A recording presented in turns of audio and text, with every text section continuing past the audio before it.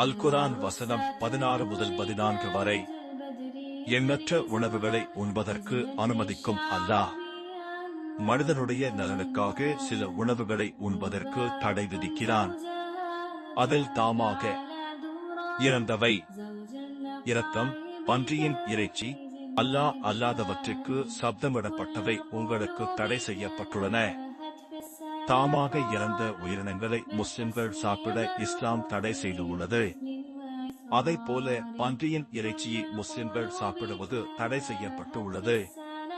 பன்றியின் இறைச்சி நோய்களை ஏற்படுத்தும் என்பதும் பன்றியின் இறைச்சியில் மனித உடலுக்கு ஏற்புடையது அல்ல என்ற பல காரணங்களை கொண்டு இஸ்லாம் பன்றியின் இறைச்சியை சாப்பிட தடை செய்துள்ளது. அடுத்ததாக இரத்தம். மற்ற மதத்தினர் விலங்குகளின் இரத்தத்தை உணவாக எடுத்துக் கொள்கிறார்கள். இஸ்லாம் இரத்தத்தை உணவாக சாப்பிடுவதை தடை செய்துள்ளது. மேலும் அல்லாஹ்வின் பெயர் சொல்லாது வேறு காரணங்களுக்காக அறுக்கப்பட்ட உணவுகளை சாப்பிடுவதை இஸ்லாம் தடை செய்துள்ளது.